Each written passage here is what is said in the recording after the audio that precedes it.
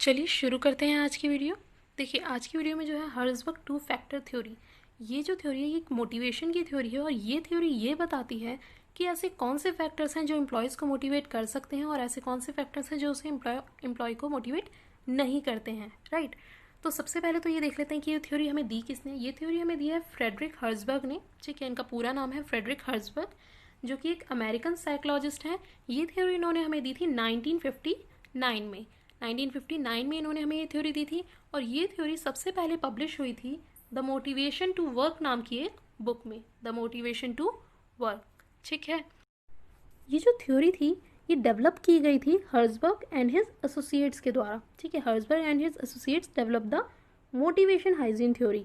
इस थ्योरी का नाम था मोटिवेशन हाइजीन थ्योरी, जिसे हम कॉमनली टू फैक्टर थ्योरी के नाम से जानते हैं। इट मीन्स एग्जाम में आपसे कोई भी नाम देकर पूछा जा सकता है। Right, motivation hygiene theory as well as two factor theory. ये थ्योरी बेस्ड थी ऑन एन एम्पेरिकल स्टडी। ये एक एम्पेरिकल स्टडी पर बेस्ड थी। इट मीन्स एक्सपेरिमेंट्स पर बेस्ड थी जो कंडक्ट किए गए थे on 200 accountants and engineers. 200 accountants and engineers के ऊपर ये एक्सपेरिमेंट किया गया था जो वर्क करते थे 11 डिफरेंट ऑर्गेनाइजेशंस में इन यूएसए। ये 11 डिफरेंट ऑर्गेनाइजेशंस में वर्क करते थे यूएसए में। अच्छा, अलग अलग ऑर्गेनाइजेशंस क्यों लिए गए? सो दैट हर टाइप के एनवायरनमेंट के एम्प्लॉयज़ आ सकें और एक ऐसा रिजल्ट निकल सके जो हर तरह की ऑर्गेनाइजेशन पर अप्लाई भी होता। अब इस एक्सपेरिमेंट में क्या किया गया? इस एक्सपेरिमेंट में इंटरव्यू कंडक्ट किए गए। हर्ज़बर्ग और उनके एसोसिएट्स ने इंटरव्यू कंडक्ट किए उन 200 अकाउंटेंट्स एंड इंजीनियर्स के। ठीक है, एक एक करके हर एक से पूछा गया।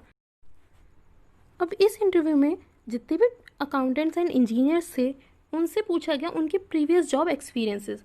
Question asked to describe few previous job experiences, यानी जहाँ जहाँ उन्होंने पहले काम किया वहाँ के उनसे वो एक्सपीरियंस पूछे गए जहाँ पर उन्हें एक्सेप्शनली गुड महसूस हुआ या जहाँ पर उन्हें एक्सेप्शनली बैड महसूस हुआ। ठीक है, हर एनवायरनमेंट हर ऑर्गेनाइजेशन में कभी ना कभी कुछ ऐसे एक्सपीरियंस होते ही हैं जिसमें आपको बहुत अच्छा भी महसूस होता है या कहीं आपको बहुत बुरा भी महसूस होता है। राइट, अब उस इंटरव्यू के बेसिस पर, उस इंटरव्यू में उन लोगों ने जो अपने एक्सपीरियंस शेयर किए, ठीक है, उनके बेसिस पर ये कंक्लूजन निकला, उन 200 लोगों के आंसर्स के बेसिस पर ये कंक्लूजन निकला that there are certain factors that tend to be consistently related to job satisfaction. यानी कुछ फैक्टर्स ऐसे हैं जो लगातार आपको जॉब सेटिस्फेक्शन देते हैं और दूसरी तरफ कुछ फैक्टर्स ऐसे भी हैं जो आपको जॉब डिससेटिस्फेक्शन भी देते हैं। ठीक है, इस आंसर्स और इस इंटरव्यू और इस एक्सपेरिमेंट के बेसिस पर हर्ज़बर्ग ने दो फैक्टर्स बताए। First one is hygiene factor and second one is motivational factor. अब हाइजीन फैक्टर क्या होता है सबसे पहले वो देखते हैं। देखो, हाइजीन फैक्टर क्या होता है, सबसे पहले तो ये याद रखना, हाइजीन फैक्टर को मेंटेनेंस फैक्टर्स भी कहा जाता है और डिससेटिस्फायर भी कहा जाता है। ये तीनों एक ही नाम है। ठीक है, तो एग्जाम में आपसे ये नाम भी दिया जा सकता है, ये भी और ये भी, हाइजीन फैक्टर, मेंटेनेंस फैक्टर और डिससेटिस्फायर। राइट, तो हाइजीन फैक्टर्स ऐसे फैक्टर्स थे जिनका होना मोटिवेट नहीं करेगा कि अगर ये आप एक एम्प्लॉय को मिल रहा है, ठीक है, ये फैक्टर्स एम्प्लॉय की कंपनी उन्हें प्रोवाइड कर रही है, तो उस चीज़ों से एम्प्लॉय मोटिवेट नहीं होगा, एम्प्लॉय मोटिवेट नहीं होगा। लेकिन अगर ये फैक्टर्स कंपनी प्रोवाइड नहीं कर रही है तो डेफिनेटली एक एम्प्लॉय डीमोटिवेट हो जाएगा, एक एम्प्लॉय डीमोटिवेट हो जाएगा। अब यहाँ पर जो हाइजीन फैक्टर्स हर्ज़बर्ग ने दिए उसमें उन्होंने इंक्लूड किया था सैलरी को, working condition, supervision, job security, company policy and administration, relation with supervisor, relation with peers, relation with subordinate and status. ठीक है, अब ये सारे वही फैक्टर्स हैं जो अगर आपको मिलते रहेंगे तो आपको मोटिवेट नहीं करेंगे, बट अगर नहीं मिलेंगे तो आपको डिससेटिस्फाई ज़रूर कर देंगे। फॉर एग्जाम्पल, आपको जो सैलरी मिल रही है, ठीक है, आपको रेगुलर आपकी सैलरी जो मिल रही है वो आपको मोटिवेट नहीं करेगी। बट अगर आपकी सैलरी कट कर दी जाती है, जहां आपको 40,000 मिल रहे थे अब आपको 35,000 मिल रही है, तो वहां आप डिससेटिस्फाई ज़रूर हो जाएंगे। राइट, आपका काम करने में मन नहीं लगेगा। नेक्स्ट है वर्किंग कंडीशन। अगर वर्किंग कंडीशन किसी कंपनी की अच्छी है, ठीक है, तो वो आपको मोटिवेट नहीं करेगी। मतलब बहुत साफ़ सफाई रहती है, नीट एंड क्लीन रहती है कंपनी, वॉशरूम्स बहुत क्लियर रहते हैं, सब कुछ क्लियर रहता है, तो ये चीज़ आपको मोटिवेट नहीं करेंगी। बट वहीं इसका अपोजिट हो जाए, नीट एंड क्लीन ना रहे, ठीक है, हर तरफ डर्ट आपको दिखे, ठीक है, वॉशरूम्स क्लीन ना हो, तो वो जो चीज़ हो जाती है, वो जो एनवायरनमेंट हो जाता है वो आपको डिससेटिस्फाई करना शुरू कर देगा, आपका काम में मन नहीं लगेगा। राइट, इसलिए इन फैक्टर्स को कहा जाता है कि भाई ये होंगे तो मोटिवेट तो नहीं करेंगे, बट अगर ये नहीं होंगे तो ये डीमोटिवेट करेंगे। इट मीन्स इनका होना बहुत ज़रूरी है। ठीक है, तो इसमें हर्जबर्ग ने ये कहा कि कंपनी को चाहिए कि वो इन फैक्टर्स के ऊपर उतना ही पैसा स्पेंड करें जितने की यहाँ पर ज़रूरत है। इन फैक्टर्स के ऊपर आप ज़्यादा मनी लगा देंगे तो उससे एम्प्लॉय मोटिवेट तो होने वाले नहीं है, तो आप उतना ही करें जितने की ज़रूरत है, राइट। तो यहाँ लिखा भी है poor hygiene factors decrease employee job satisfaction. अगर हाइजीन फैक्टर्स पुअर होंगे तो एम्प्लॉय सेटिस्फाई नहीं रहेगा, वो डिससेटिस्फाई हो जाएगा, राइट। नेक्स्ट है आपका मोटिवेशनल फैक्टर्स। मोटिवेशनल फैक्टर्स इन्हें क्या कहा जाता है, मोटिवेशनल फैक्टर्स को motivational factors as well as satisfier भी कहा जाता है, ठीक है। मोटिवेशनल फैक्टर और सेटिस्फायर, ठीक। अब ये जो फैक्टर्स हैं ये क्या कहते हैं, इन फैक्टर्स का होना हाईली मोटिवेट करेगा। मतलब अगर ये आपकी कंपनी आपको प्रोवाइड करती है तो आप बहुत ज़्यादा मोटिवेट हो जाएंगे इनसे, बट अगर ये नहीं होंगे तो आप डिससेटिस्फाई भी नहीं होंगे, आपको उनसे कोई फ़र्क भी नहीं पड़ेगा, ठीक है।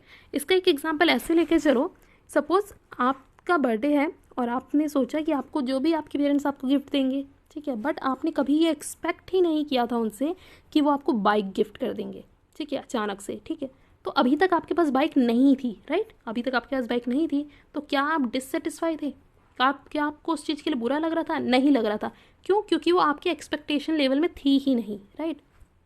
लेकिन जैसे ही आपको आपके बर्थडे पर बाइक मिली, आप हाईली मोटिवेट हो जाओगे।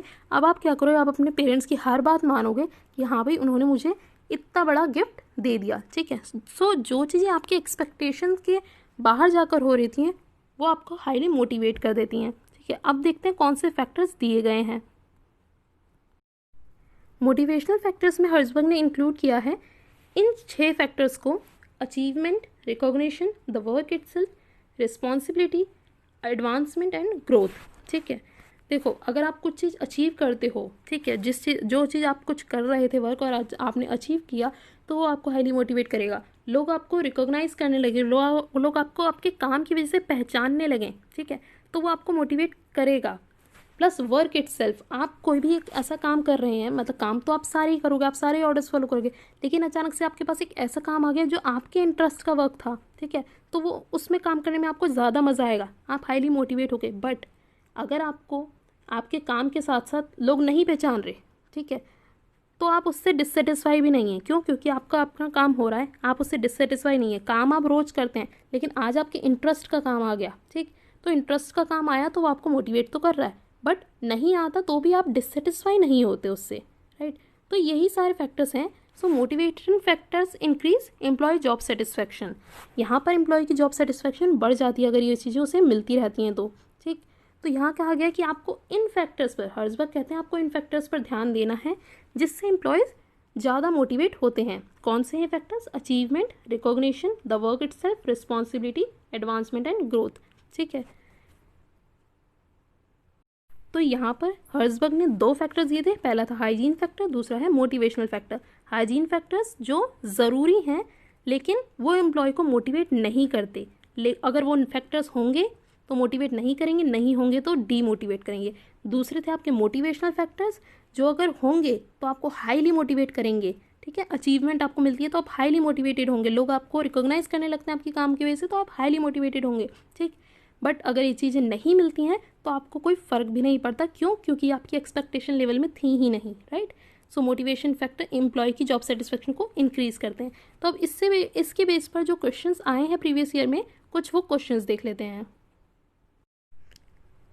देखिए, पहला क्वेश्चन है आपका, another name of Herzberg's 2 factor theory. Herzberg 2 factor theory को और क्या कहा जाता है? Satisfaction dissatisfaction theory, motivation hygiene theory और मोटिवेशन डिससेटिस्फेक्शन थ्योरी। तो हमने सबसे पहले यही पढ़ा कि हर्जबर्ग 2 फैक्टर थ्योरी को मोटिवेशन हाइजीन थ्योरी भी कहा जाता है, तो ये ऑप्शन आपका करेक्ट हो जाएगा। नेक्स्ट क्वेश्चन है आपका, which of the following would be classified by Herzberg as a hygiene factor, यानी इनमें से कौन सा फैक्टर हर्जबर्ग ने हाइजीन फैक्टर में इंक्लूड किया है? अचीवमेंट, रिस्पॉन्सिबिलिटी, पर्सनल ग्रोथ और कंपनी पॉलिसी। तो कंपनी की पॉलिसी एंड एडमिनिस्ट्रेशन हमने हाइजीन फैक्टर में इंक्लूड किया था, राइट। नेक्स्ट है आपका एम्प्लॉय रिकॉग्निशन। एम्प्लॉय रिकॉग्निशन क्या है? यानी एम्प्लॉय को लोग पहचान रहे हैं, तो ये क्या हो सकता है उसके लिए? लीड टू अनरियलिस्टिक एक्सपेक्टेशन, ठीक है, स्ट्रॉन्ग डिससेटिस्फायर और स्ट्रॉन्ग मोटिवेटर। अभी हमने पढ़ा जो आपके मोटिवेशन फैक्टर हैं उसमें आता है एम्प्लॉय रिकॉग्निशन, कि अगर लोग एम्प्लॉय को पहचान रहे होंगे तो वो हाईली मोटिवेट होगा। क्यों? लोग उसके काम के लिए उसे पहचान रहे, हाईली मोटिवेट होगा, स्ट्रॉन्ग मोटिवेटर यहाँ आएगा employee recognition can strong motivator, यानी ये एक मोटिवेशन का फैक्टर हो सकता है जो हाईली मोटिवेट कर दे। ठीक, यही थे आज के क्वेश्चन। आई होप आपको मेरी वीडियो पसंद आई हो। अगर आपको मेरी वीडियो पसंद आई है तो प्लीज़ इसे लाइक कीजिए, सब्सक्राइब कीजिए मेरे चैनल को ऐसी और वीडियोज़ के लिए। नेक्स्ट क्लास में लेके आएंगे नेक्स्ट थ्योरी।